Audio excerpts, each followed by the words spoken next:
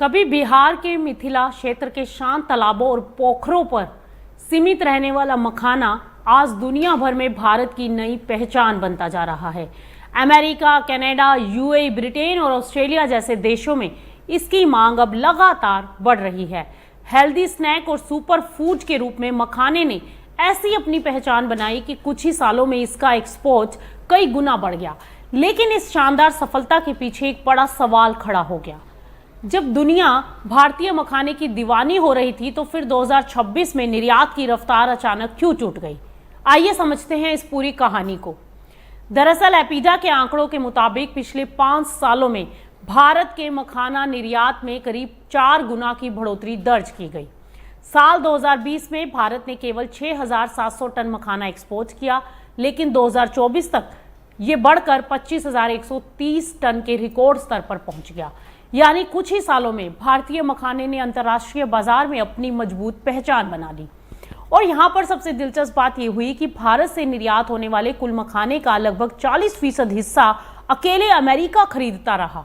इसके अलावा कनाडा की हिस्सेदारी करीब 20%, यूएई की 17% रही। और यही वजह थी कि कारोबारियों को लगने लगा था कि मखाने का कारोबार अब लगातार नई ऊंचाइयों को छुएगा। लेकिन फिर 2025 आया, उसमें तस्वीर बदल गई। लगातार बढ़ते एक्सपोर्ट के बाद मखाने की एक्सपोर्ट रफ्तार पर अचानक ब्रेक सी लग गई। अप्रैल 2025 से मार्च 2026 के दौरान केवल 7,626 टन मखाने का एक्सपोर्ट हो पाया और ये पिछले सालों की तुलना में बड़ी गिरावट का संकेत है।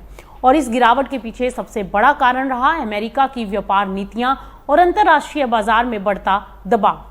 अमेरिका, जो कि भारतीय मखाने का सबसे बड़ा खरीदार बना, वहां बड़े टैरिफ और बदलते व्यापारिक माहौल ने डिमांड और मुनाफा दोनों को इफेक्ट किया और इसके साथ ही एक्सपोर्ट कीमतों में भी तेज गिरावट देखने को मिली। मई 2025 में जहां मखाने का निर्यात मूल्य लगभग $20.30 प्रति किलो था, वहीं अगस्त 2025 तक ये घटकर करीब $15.50 प्रति किलो रह गया। यानी कीमत और डिमांड दोनों पर दबाव बढ़ा, जिससे एक्सपोर्टर्स की चिंता स्वाभाविक रूप से बढ़ गई। लेकिन इस कहानी का दूसरा पहलू भी है। जब विदेशी बाजारों से निराशा मिली, तब भारत का घरेलू बाजार मखाना इंडस्ट्री के लिए सबसे बड़ा सपोर्ट बनकर सामने आया। पिछले कुछ सालों में देश में हेल्दी फूड और न्यूट्रिशन को लेकर जागरूकता तेजी से बढ़ गई। लोग अब मखाने को सिर्फ वर्थ का भोजन नहीं, बल्कि एक प्रीमियम हेल्दी स्नैक्स के रूप में अपनाने लगे। यही वजह है कि घरेलू मांग लगातार मजबूत बनी रही और साल 2020 में जहां मखाने का भाव करीब 500 रुपये प्रति किलो था, वहीं 2025 आते आते ये भाव बढ़कर 1250 रुपये प्रति किलो पहुंच गया। यानी कि 5 साल में कीमतें 2.5 गुना तक बढ़ गई। सिर्फ कीमतें ही नहीं, घरेलू बाजार का साइज भी तेजी से बढ़ा। 21-22 में जहां मखाना इंडस्ट्री का आकार 5,000 से 5,500 करोड़ रुपए का था, वहीं 24-25 में यह बढ़कर 8,000 से 8,500 करोड़ रुपए तक पहुंचा। और यही मजबूत घरेलू मांग किसानों और कारोबारियों के लिए सुरक्षा कवच साबित हुई। लेकिन अब इंडस्ट्री के सामने एक नई और बड़ी चुनौती खड़ी हो गई। ये चुनौती उत्पादन की नहीं, बल्कि स्टोरेज यानी वेयर हाउस मैनेजमेंट की रही। मखाना क्योंकि एक बेहद संवेदनशील और नाजुक उत्पाद है, यदि स्टोरेज में थोड़ी सी भी लापरवाही हुई तो लाखों रुपए का माल खराब हो सकता है। मखाने की सबसे बड़ी दुश्मन है नमी।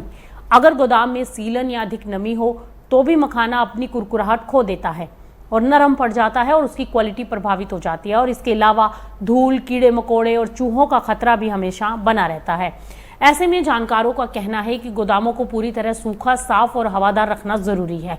मखाने की बोरियों को सीधे जमीन पर रखने के बजाय लकड़ी के पैलेट्स पर रखना चाहिए। साथ ही फीफो यानी फर्स्ट इन फर्स्ट आउट व्यवस्था अपनानी चाहिए, ताकि पुराना माल पहले बाजार में निकले और क्वालिटी बनी रहे। वहीं अगर इसके भविष्य की बात करें तो मखाना इंडस्ट्री को सिर्फ अमेरिका पर निर्भर रहने के बजाय अब नए बाजार तलाशने होंगे। यूरोप, दक्षिण अफ्रीका और ऑस्ट्रेलिया जैसे देशों में मांग बढ़ाने की संभावनाएं काफी मौजूद हैं।